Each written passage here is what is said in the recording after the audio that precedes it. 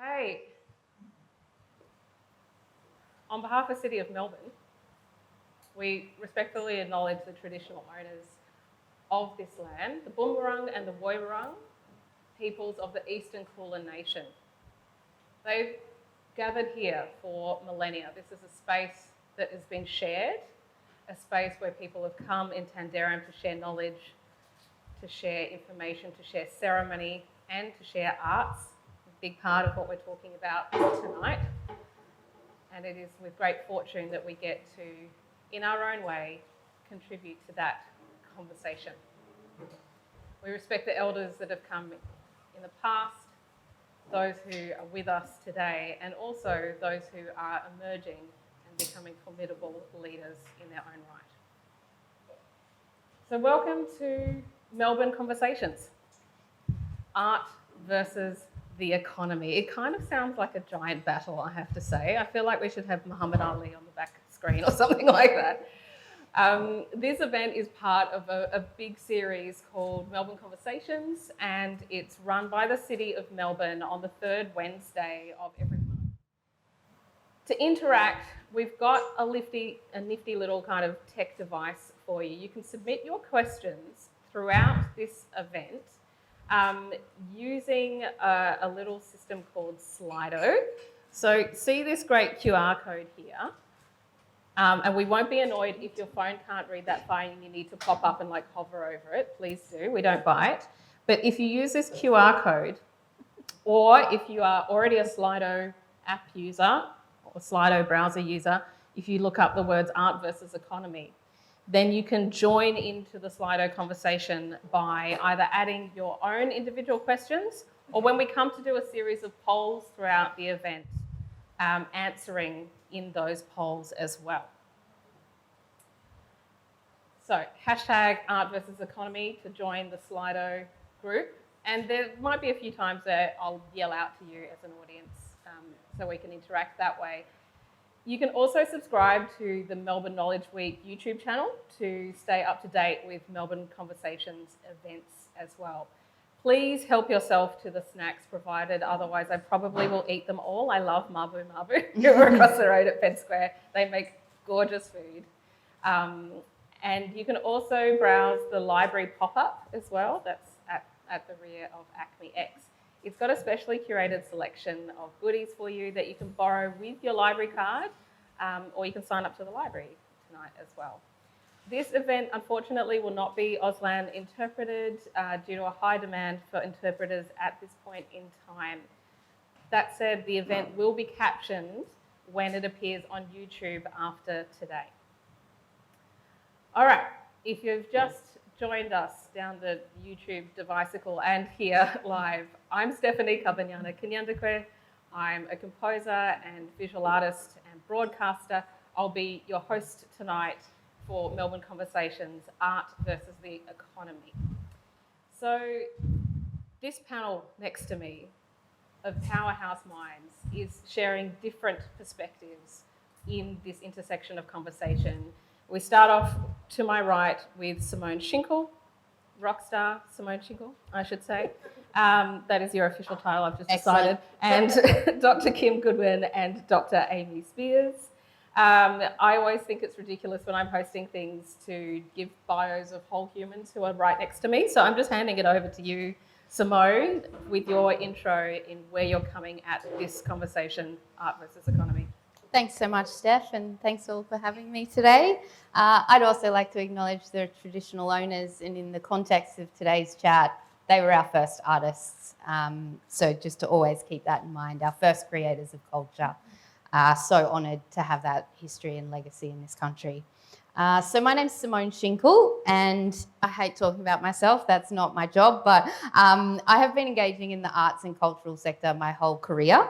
Not as a creator, but as what I would like to call an enabler. And I use that word on purpose because it has both good and bad connotations.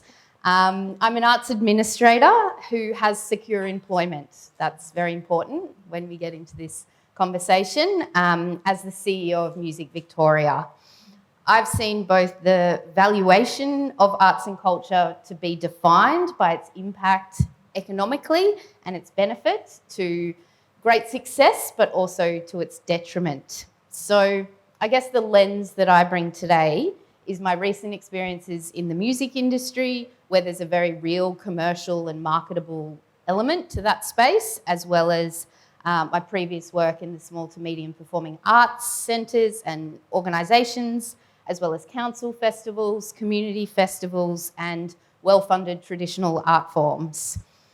That's probably enough. That gives you my little brief history, but I have so much to say on this topic.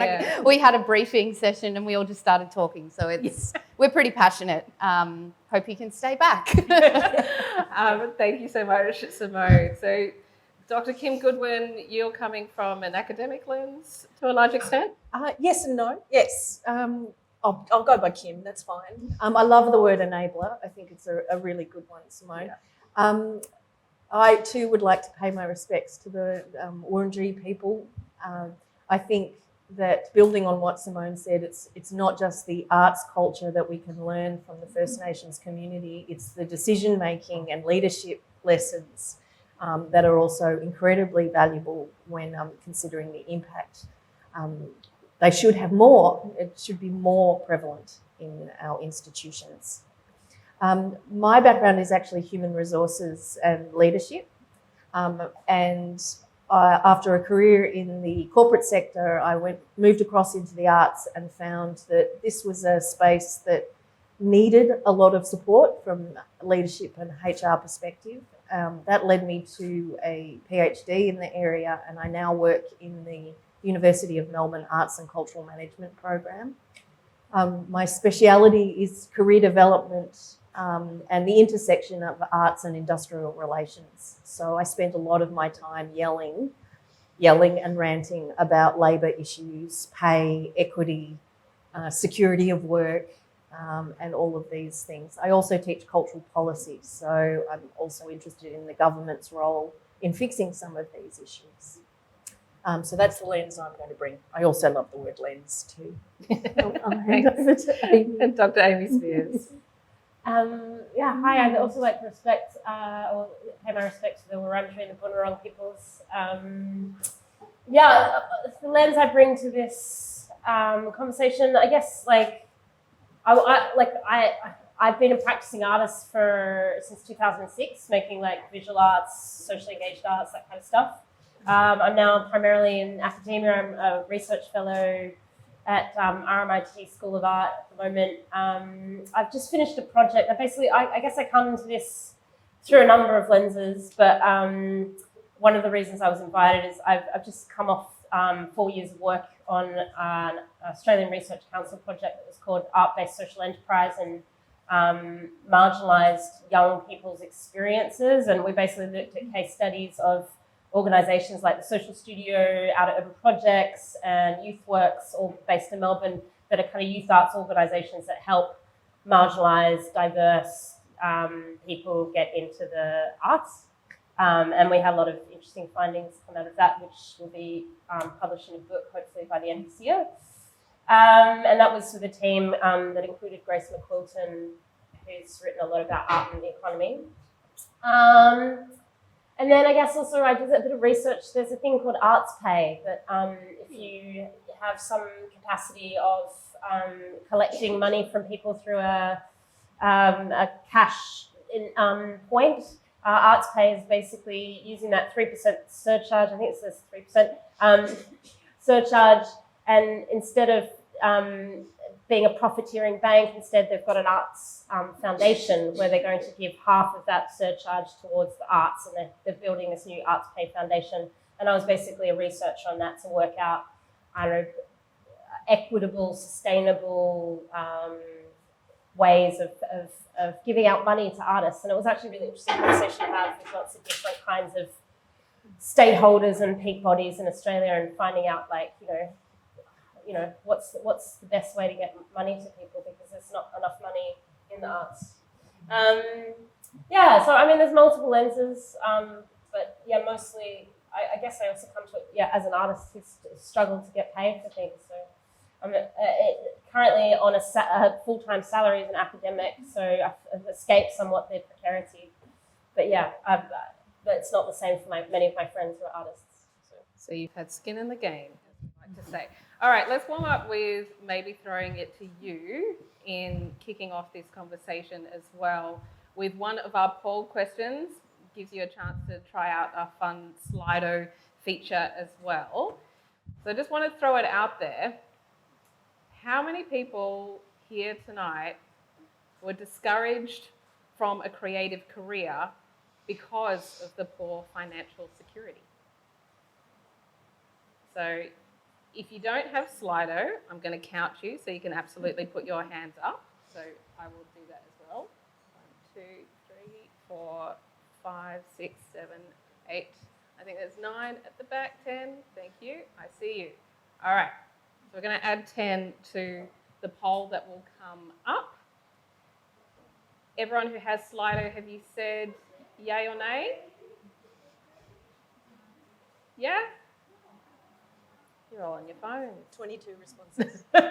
Okay, great. So let's see if we can pop this up on screen now and go to that first poll question. It won't do it? That's not a thing? Okay, scrap that. That's not a thing. But what I'll do is see if I can come up here in our polls. All right. So, of everyone who has answered, we've got 77% of the room. Wow, okay, 77% of people were actively discouraged from a creative career because of the poor financial security. Simone, Kim, and Amy, this is really alarming. But also props to the parents and the communities that didn't discourage. I see there's 23% out there. So. Well, and I also wanted to know how many of that 77 just ignored that advice and did it anyway. I'm going to put my hand up here and say, yeah, that'd be me. From your perspective, Simone, and with all of the work that you now do as well in the music sector, mainly working with Music Victoria, is this a common thread that you see in your discussions with artists, and where is music sitting in this area? What are you doing in the music field to combat this? Well, I think it's worth saying that the biggest precursor to success in the music industry is your support system and your history and, you know, that where you come from. That's what it is. So that's a hard pill to swallow, I think, when we think it's merit-based.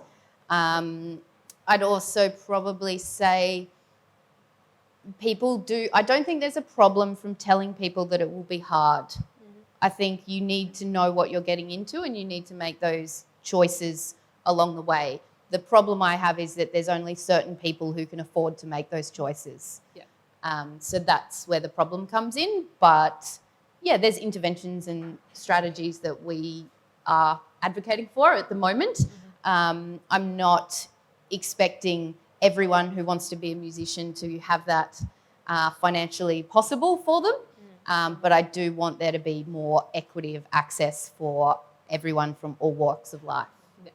And I guess there's also that pivot point of, is it for enjoyment or is it for profit? Is it for, Absolutely. income? And I think there's First Nations, many of the musicians I speak to are not doing it for the money. They're doing it because their culture's been erased for the past 200 years. So that driving force is very different. If they can make money off it as well, amazing. But the first and foremost reason for being there and doing it is very different. Music Victoria has actually just partnered with Community Music Victoria as well, and to further enable what they do, just trying to go, hey guys, playing music together is really good for your soul. And I'm not a musician, but it's just this embodiment and practice that is so good for us, especially in, overcoming some hard years. And there's some nuances in that. As a quick personal aside, the tribe I'm from and the clan I'm from in Rwanda means that we're culture presenters and documenters. And so from a young age, it's always been instilled in me to follow that.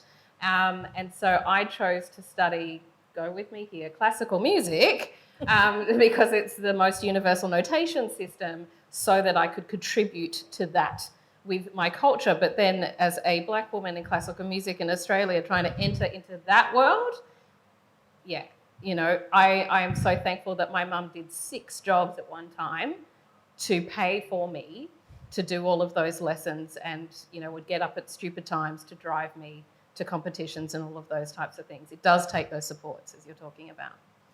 Kim, from the perspective that you work in the academic realm, but also teaching, future decision makers, we hope, with the courses that you're in, what does this mean for you? What does this outcome from our poll? Well, there's 2 really key perspectives that I see. One is diversity in the arts is a hot topic. We're always talking about how we can reach more diverse audiences, how we can have more diverse organisations. Honestly, the arts is far behind a lot of other sectors when it comes to these conversations. They had them years ago.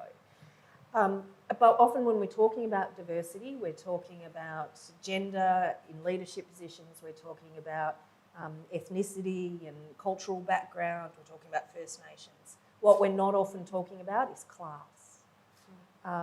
Who can afford to get a job in this industry? Now, I teach master's graduates.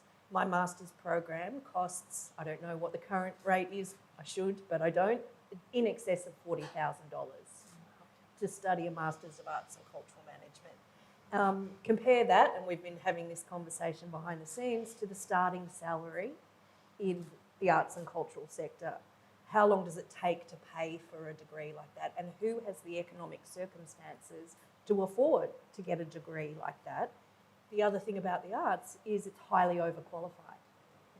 Applying for any job, you'll find people with master's degrees and PhDs. I remember in uni, people wouldn't even tell me how much I could hope to get paid. Like, they just wouldn't give you a figure. Yeah. And my partner at the time was like, what? What are you aiming for if you just don't know? We have this massive pipeline issue. We're not going to fix the diversity problems, inverted commas, in the arts when people can't afford to get into the sector. And COVID has just blown this up at 100-fold. So many people are leaving the sector. And I get so many students who come to me and say, my parents won't, you're particularly undergrad, my parents won't let me go into the arts because of these economic conditions associated with it. Oh yeah, make no bones about it. With an issues. African mum, she was like, why aren't you a lawyer, a doctor, an engineer? Why aren't you any of these trades where I know what the starting price is and I know that you'll be sorted for life? Yeah, and if you don't have, if we don't have a pipeline of people going into the sector, how are we going to change the leadership?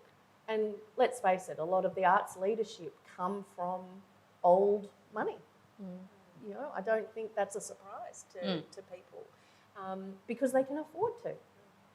And until we blow this up, we're never going to really change the system.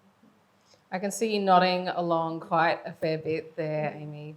Well, yeah, I guess it resonates with a lot of my own personal stories and also the research that I've been doing. So, my dad actually was like an artist. He went to art school and he taught art in high schools, but he was one of the staunch people going, don't go into the arts, to me and my sisters. And I saw my dad struggle as a kid. I don't know what I think I came to art school just because I didn't know anything else, and because I've been brought up with artists, and but I do remember lecturers saying, most of you will not make it, in our lectures, most of you won't make it, most of you will not be artists, most of you will end up in aligned industries. And that is kind of the story. I guess in some ways I'm a success story. I spend most of my time at the moment being more an academic more than an artist, but I do work in the arts very deeply, and I feel very privileged to be able to keep that up. With the research that we're doing on the Art-Based Social Enterprise Project, we spoke to lots of really young people, and it was always heartbreaking to hear these quite pragmatic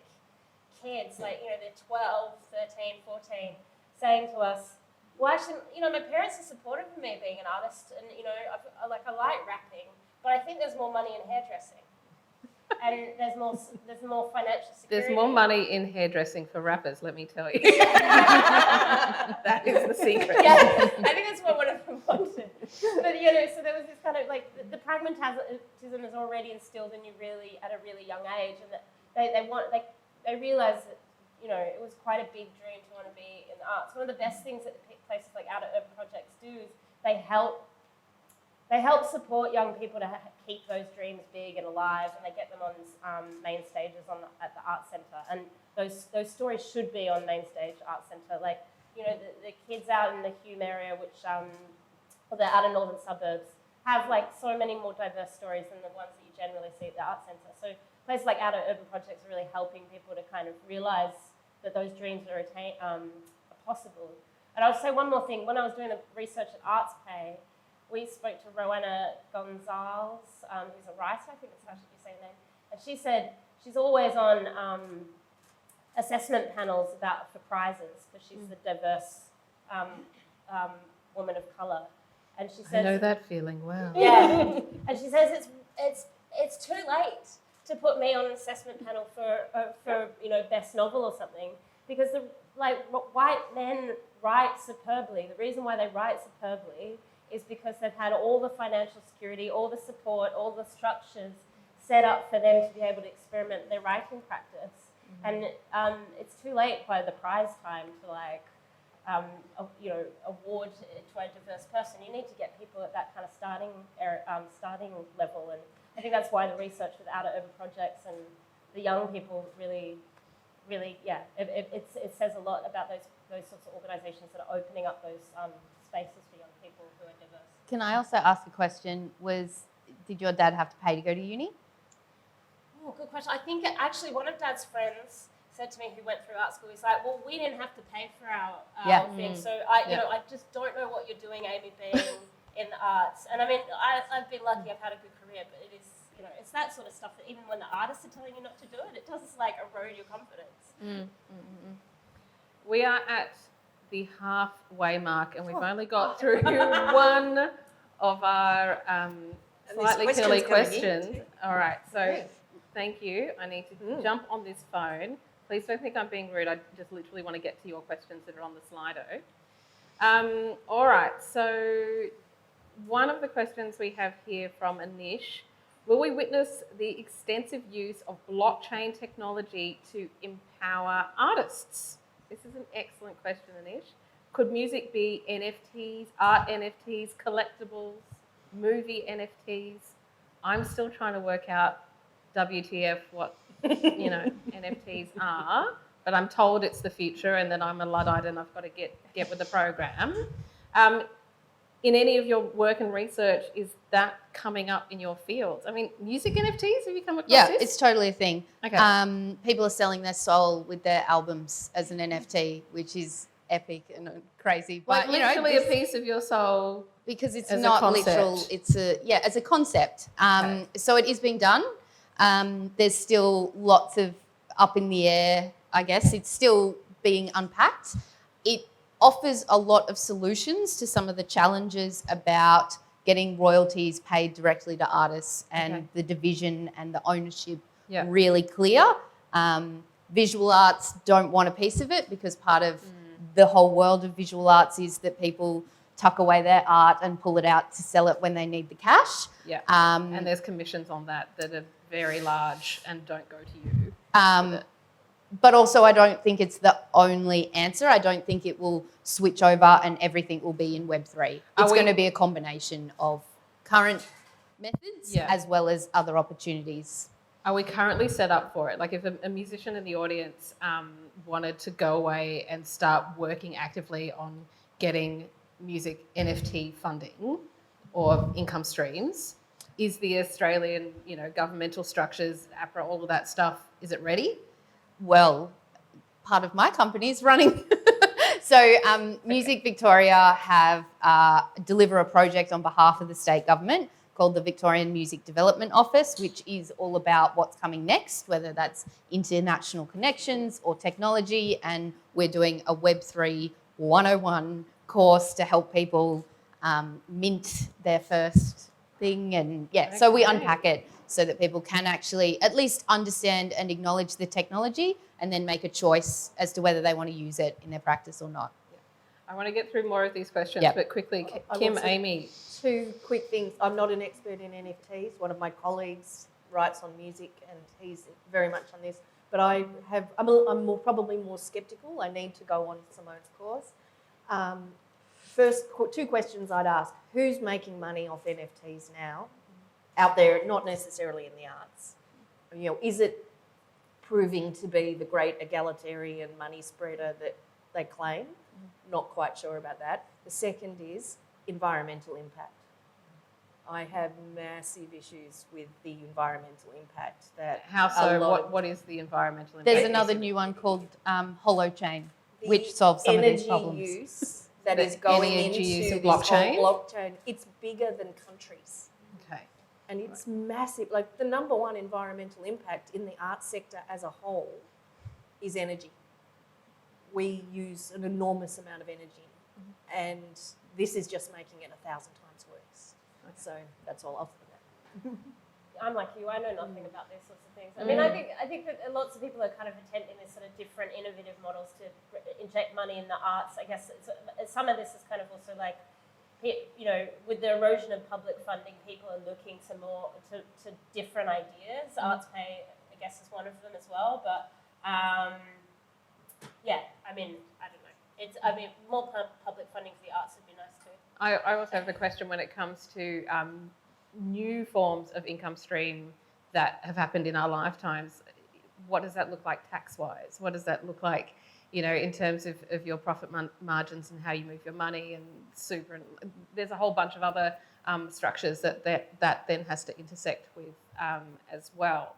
But excellent question, Anish. We've got a question here from an anonymous saying, it seems like practicing arts can be sustainable, but if it's done part-time, perhaps this should be encouraged more.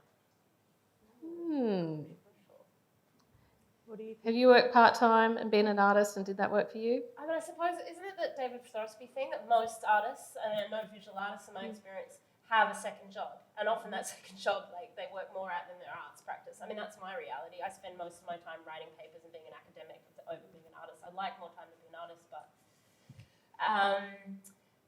yeah, I mean. But doing arts part-time, like, is that more sustainable for your practice as an artist? I mean, I guess, that's how I've been able to pull it off for all this time. Like, the times I've been able to, it's either that or PhD scholarships or some sort of, like, scholarship study situation. Someone once asked us at another panel that we're on why so many Australian artists go and get PhDs. It's because they just want that scholarship for 3.5 years. Yeah, it gives them space and time. Yeah, it gives you a physical space, it gives you resources, it gives you time, and it opens doors having DR in front of your name to get further grants of a higher level. Yeah, it's quite a practical one in many regards. We ask, you know, why we don't ask any other industry to do it part-time and supplement their income. Why should artists have to have 2 jobs? The reality is, vast majority do. We don't ask a doctor to supplement their income. We value that as a profession and it's paid accordingly. Yeah. Why can't we do the same for people who work in the creative industries? One thing we talk a lot about is portfolio careers. What does that mean? Means that you wear many hats and are a practicing artist as well as a mentor, as well as a tutor or coach. Like, it can all still be creative. In music, it might also include, you know, like a sponsorship or a brand partnership. So again, other ways to enable your craft that is all within a sphere of this is my purpose and this is what I want to be doing and this is how I'm going to make it possible. Apparently, there's some new research out that has 50 different ways to make money for a musician. You know, so they're all the opportunities to pick and choose from, and only one of them is playing live.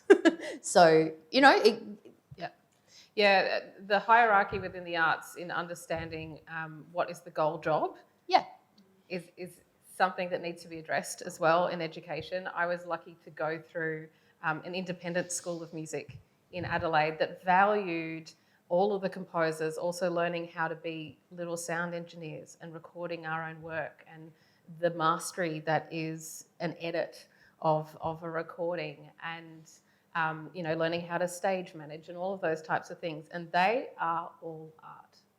They are all as important as the one person that pops on stage and is on the mic. And we need to encourage people to understand that they are professions, and they're really valuable in the arts as well. Picking up on what Simone said, this idea of the portfolio career, this is a careers concept, and that has been around for a few decades now. The thing about the arts is we are, to use a cliche, the canary in the coal mine for neoliberal trends. We've been precarious before it was cool. We were the first gig economy. We've been doing this a lot longer than, it's all become big because of online platforms and Uber and all of that. But we were doing it years ago. And so we've learnt the skills and we've learnt how to cope. But we also should be potentially leading the new forms and the change. This, if ever we can change it, it should be now, because we've seen the damage it can do through the pandemic.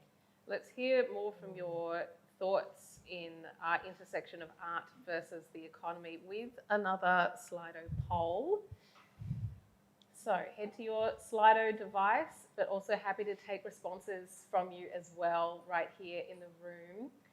How many of you are responsible for the engagement of arts workers as employees, contractors, interns, consultants, freelancers, or volunteers? So how many of you are responsible? So non-Slido users, yep, I've got 1, 2, 3 hands, 4 hands. Okay. We'll go to the Slido.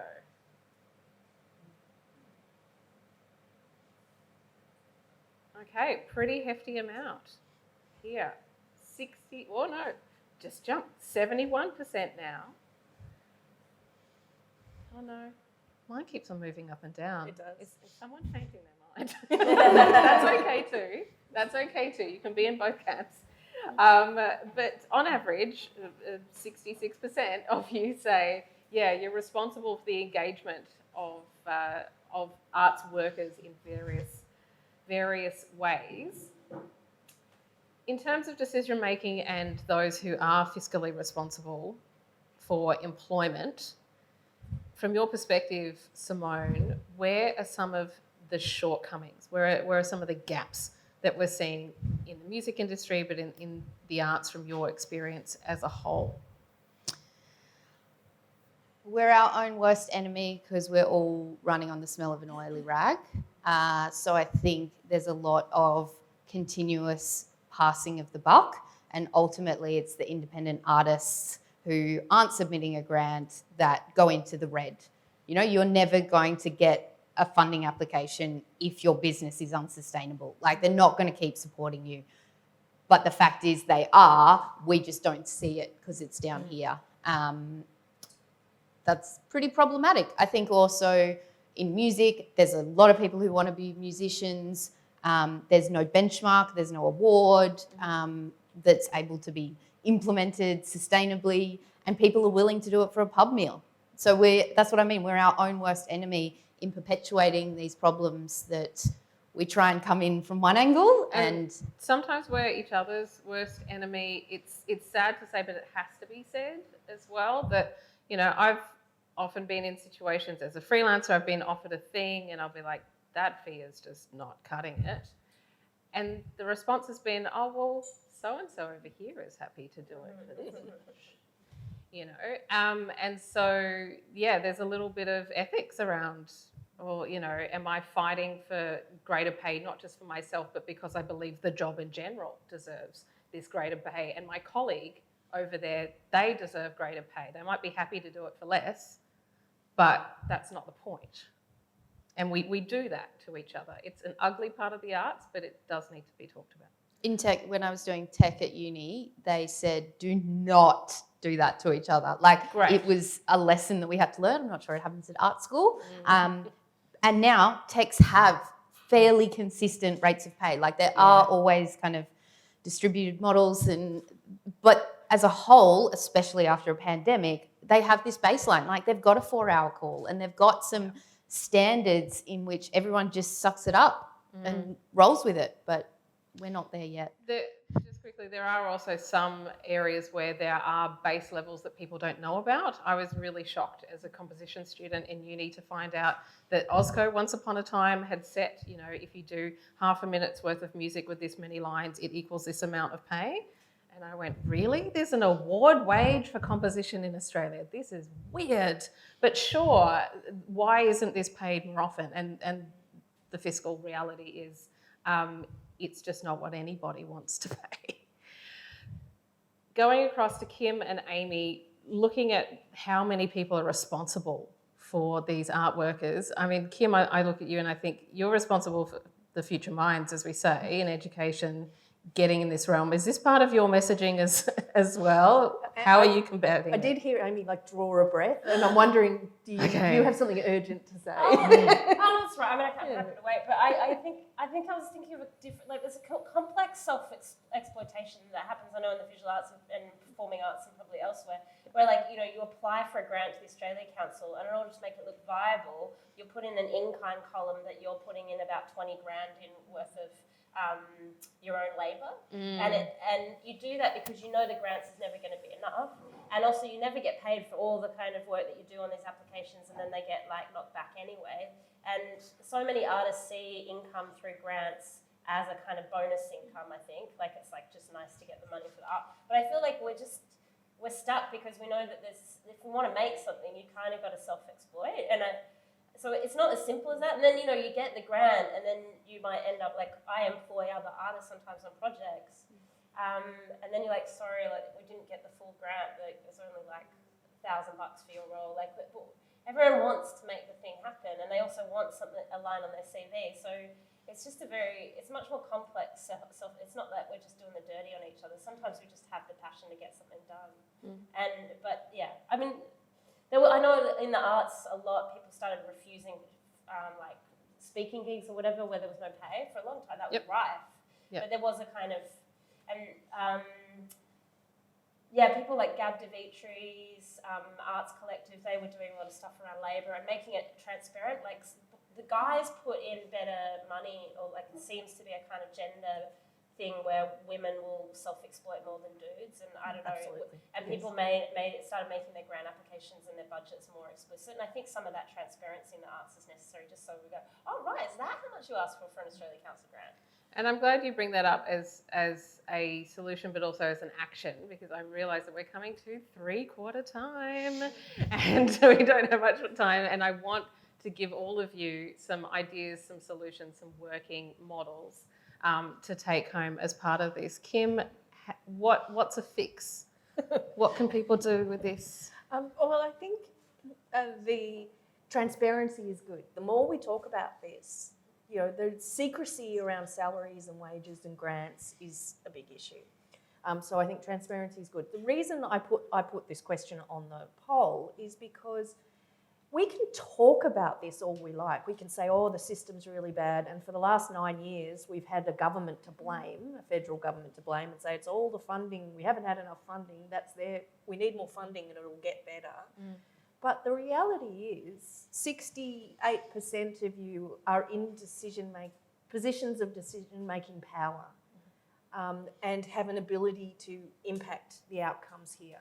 And it's not always about the money. Like a lot of the time it is. I want to give an example because it really got me angry. No one here works for the Biennale of Sydney? Before I name and shame. Throwing people on the bus. We are on YouTube and this will be recorded and playable by the world after. I'm just letting you know that. It's public record. It ended up in the Sydney Morning Herald.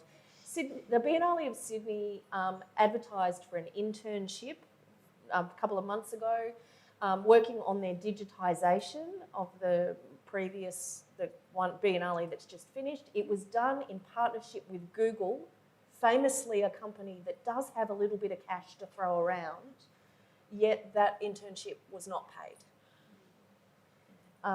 We have a cultural issue as well. Like we have a financial issue. No one's pretending that we don't. But we also have a cultural issue. until we start having conversations about minimum labour standards, about what jobs, what is really a volunteer job versus an internship versus a paid position, until we start having a real critical look at ourselves around this, it won't change. And the problem we have often is we talk about the sector like it's not us. You know, the sector has a problem, but we are the sector. You are the sector. We need to change things. Yeah. And so I think that's, you know, my key action is we need to change things, not hope that someone else is going to sweep in. And Tony Burke and the National Cultural Policy, not going to fix everything. We need to fix things.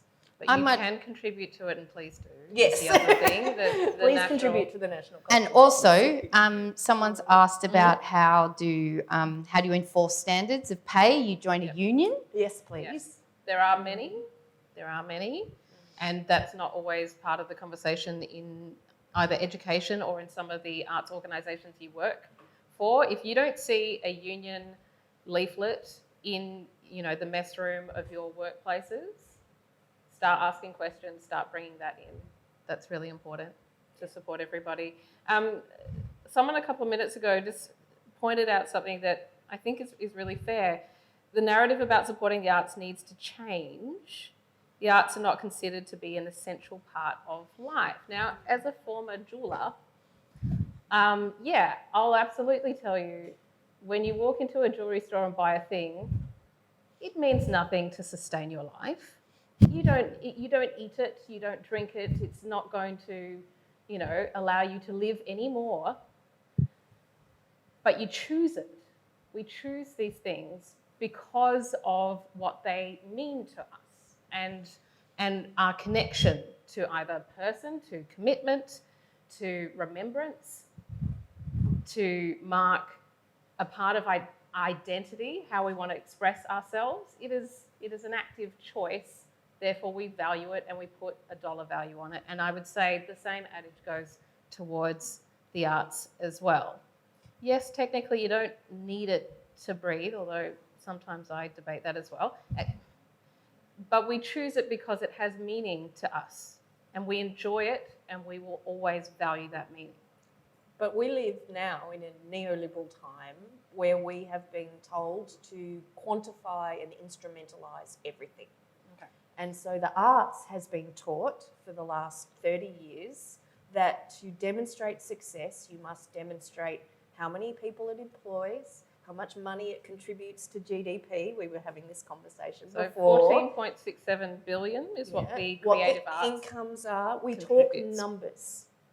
And if anyone who works does any project has to do an evaluation that reduces everything down to numbers and figures. And we have contributed to that conversation because we have to, because that's what the Australia Council wants and that's what governments want. We need to radically reshape that conversation because, as you said, it's not numbers. We are so much more than $14 billion to the economy. We are an essential service. I mean, I'll take $14 billion. Like, sure. That feels pretty good. But, you know, where is the slice of that when it comes to pay rates and sustainability and financial structures which allow people to be full-time artists as a job? Sadly, a lot of that $14 billion actually, one of the key things is what are the boundaries do they look at when looking at the economic influence? And what we've done is we've turned the arts into the creative industries. And the moment we did that, we can include IT and software. Suddenly we look so much more important than what we did before because we're so much bigger, there's so much money, but that also detracts from what we do, what the visual arts, the music. Art versus UX and art versus design, to quote another person that you've worked with, Amy, Grace McQuilton wrote her thesis on that. It's a really good read and I highly recommend it. That was connected with the University of Melbourne, I believe. We've just got a couple of comments here. If the arts is about expression, social inclusion, cultural identity, etc., why treat it as a commodity? Isn't it fundamental to human survival? This is what we're kind of eking out in this level of conversation. But I also want to back that up with the next one. it seems that practicing arts can, no, not that one, Stephanie. Next one along. I feel like an auntie reading my phone down the nose of my glasses, but here we are. Are there income support programs? That one. Are there income support programs for artists elsewhere in the world that we could use here? Like, are there external models from overseas? We inadvertently had it here for a bit with JobKeeper. You know, that was not an Australian model. that's popped up elsewhere. So good one to the anonymous person there. But, you know, is that a model or a sustainable idea of practice that you can see with your three hats? Universal basic income. We could have said it in unison. Yeah. I think Universal basic income. I'm not in disagreement, but I have a reality check that is, I don't think it's coming to this country anytime soon. It's just the nature of the beast. We have a very different understanding and valuing, even by ourselves, in our worth of creativity and the role that plays in our society. So, yeah, let's keep chipping away at it, but I do think it's still a long way off. Doesn't mean we shouldn't be arguing for it and all the rest. Yes, absolutely. Go for it. Wouldn't someone get, is it called, still called Austudy? Wouldn't they get Austudy if they qualify? That's not enough, but like, Sure. In my day, it was Austudy until I graduated in 2004, and I think I was one of the last students to still be a part of that particular financial model through Centrelink, where you get a little then you have to justify amount. the study. Yeah, and I had to be full-time. I couldn't be part-time. That was one of the qualifications, and I had to fight to even get composition on there as a recognised degree that they were going to help contribute towards. And I think there's some age barriers now as well. So they were only going to fund me up until 25. Studying after 25, I wouldn't qualify for Austudy. And this is also, you know, a very ageist conversation, because what if you are not ready for study at that time, or that's not part of your world and you want to come to it later? Why is there suddenly a numerical value on that? The lifespan 25 is so young. You don't Yeah. get it at the time, but it incredibly Yeah. is. And it's, I mean, the head of neurology in Major Sydney Hospital will tell you your brain only forms at 25. Up the back, you've got a question, please. Just to comment on this, we should remember that Centrelink is well below a living age. Yes, So absolutely. it's not even close to the model. Yeah, and the restrictions there as well when it comes to how much work you can do as well to help supplement your income. That's often a tricky one. We do have one last poll question that I'd love to get to as well. Only because it leads on. Yeah, and it's part of this conversation. Do you know what the average take-home yearly income for artists in Australia is? So yearly income, whether you're waged or freelance or whatever configuration of income, do you know what the average take-home yearly income is for artists in Australia after tax? Ooh, I like some guesses. I'm happy with some live vocal guesses. Do we have lower? Do we have higher? Yeah. Do we need paddles? Yeah. Let's bid on some income today. All right, so we've got 20, did you say? 25, and you said 22. So at the moment, Slido is saying most people in the room, about 67%, say no, you don't know the average income, and that is fine. We will reveal the horrifying amount to you momentarily. Any other guesses for anyone who's not on Slido what the average income is, or comments on? 10? Oh, I mean, that feels realistic in a Centrelink sense. So, Simone. Well, it's good you understand the reality of working in the arts, I guess. But according to 2017 research, so it is pre-pandemic, it was 48,400 from all creative sources and creative practice as well as creative associated. So if you're a musician and you teach music, those combined things. So even when you're having a portfolio career, and the equivalent for the rest of the world, the rest of the economy was 90,000. So we're hitting a good, 50K, close to? Basically Under half, par?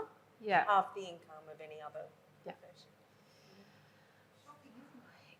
It's a bit sobering, to say the least, but Someone has to be so talented in the first place to even do that. what You know what I mean? the hours, like to go from a classical music perspective, we often say it takes 10,000 hours to become an expert on your instrument or as a composer or performer of some variety. So when you count how much 10,000 hours of practice and rehearsal time is, put a money value on that, and then rock up to a gig where they want to pay you $50, it's a bit hard.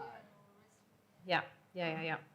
All right, we are coming to close, but I also realise that maybe I am that optimistic auntie. I'm just going to own it. I really want to give you some models and some ideas. But we're sitting here going, can we get to the good bit? Yeah. How can we solve it? How can we solve it, and what can we give you to take away, to work on in your respective lives, to share amongst the people that you know this conversation will affect as well. Simone, what's the homework? What can we do? Well, I just want to remind people that I'm an enabler in that sense, and that is my job. Like, I fight daily and advocate for all the musicians and music industry workers, so that the fact that we exist should give you some hope and love. We have a state election coming up. Have a think about where the arts sit when you're voting. Is a very clear one.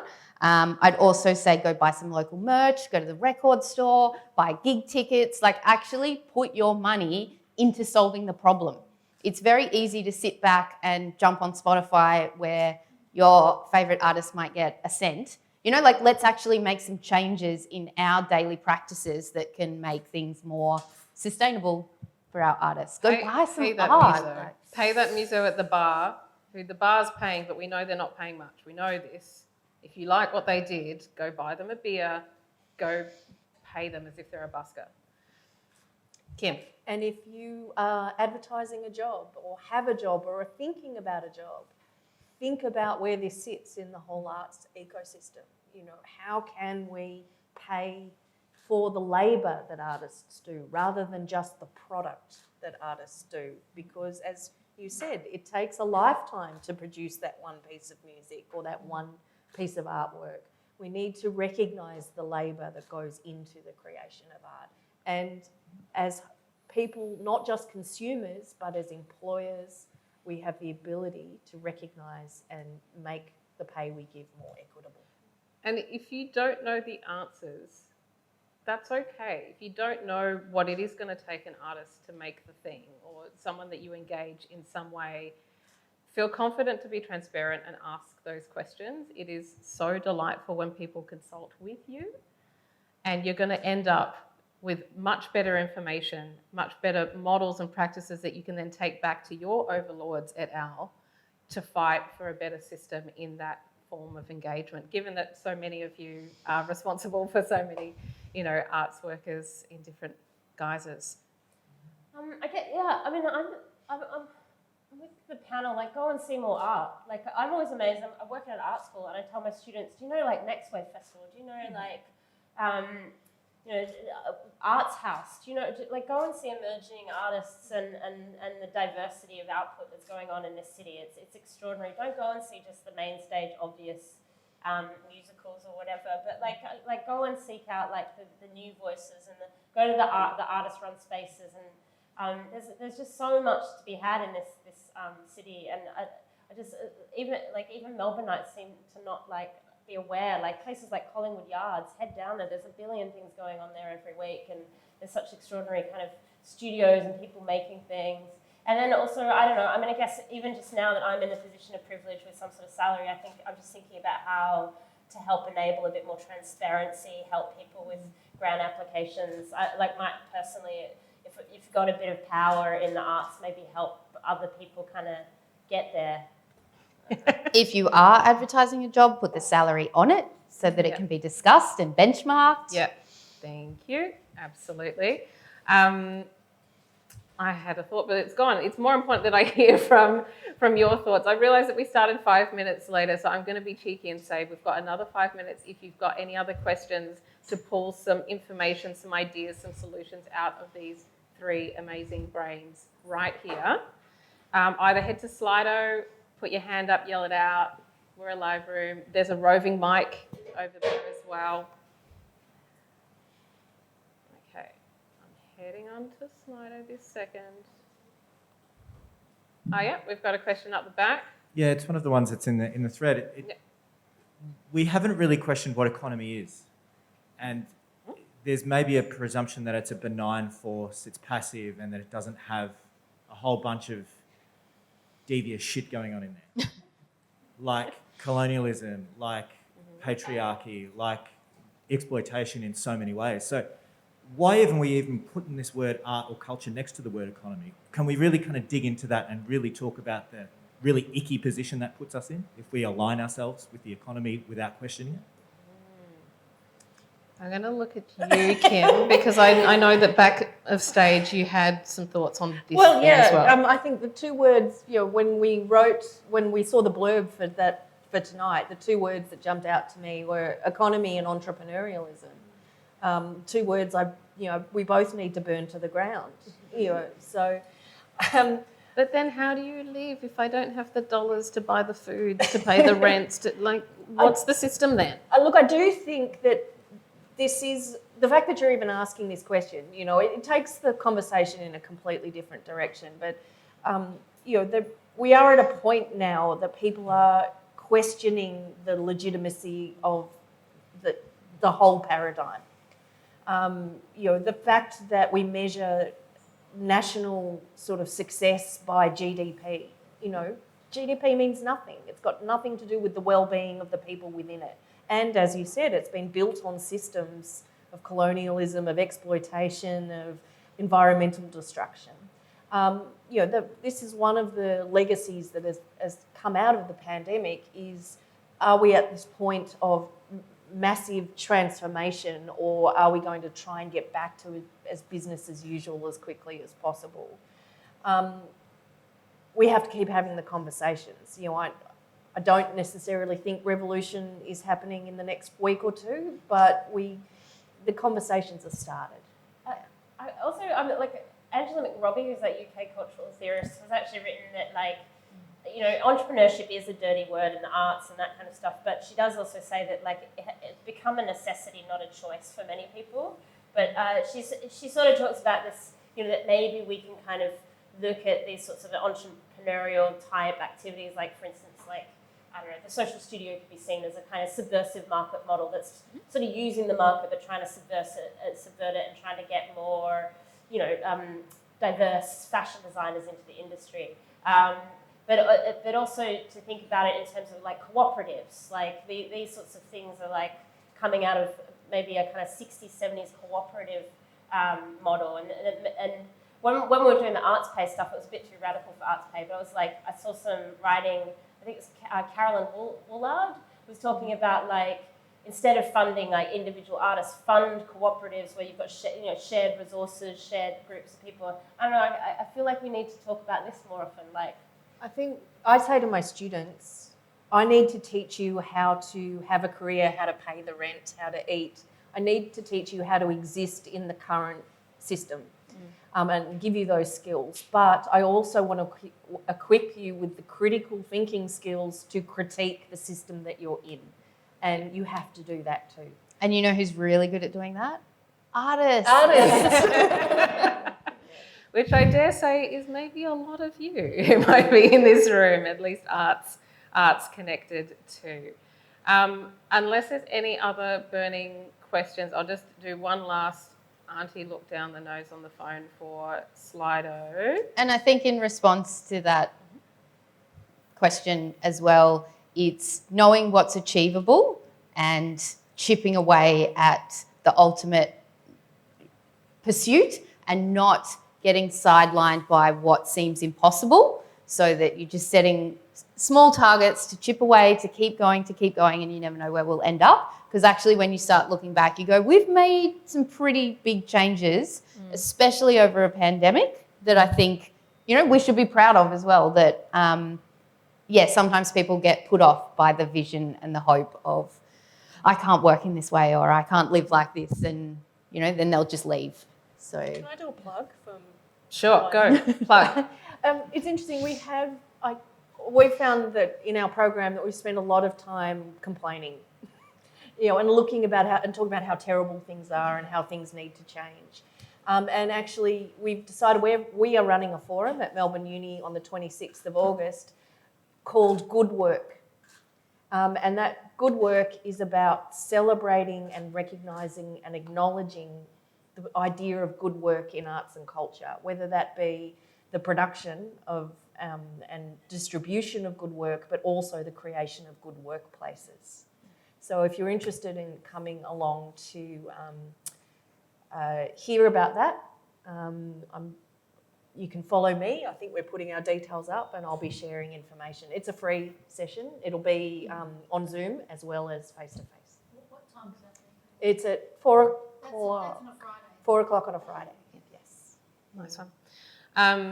Two last thoughts from me. One feels slightly morbid, but I do think it's important, and that is I can't tell you how many bequests I have seen in my lifetime come through the classical music industry, largely overseas, not necessarily here. If you ever think about leaving a small chunk of change to anybody, I would say leave it to an artist collective, art in some way, if you can think of that.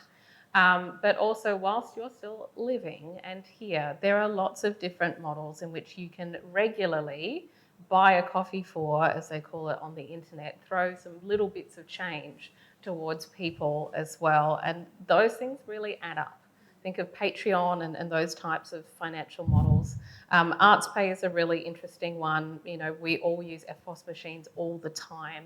The idea that there's now an FPOS machine that contributes to arts is revolutionary and quite interesting. And they're the first of what I dare say will probably be many companies looking at that as well. Thank you so much for your conversation, for your questions, and thank you to these three amazing brains next to me, Dr. Amy Spiers, Dr. Kim Goodwin, and the rock star Simone Shinkle. Can we thank them? Thank you. All right. My only last thing to say is if you enjoyed this and you want to come to some of the other Melbourne Conversations events, City of Melbourne runs these events every third Wednesday of the month.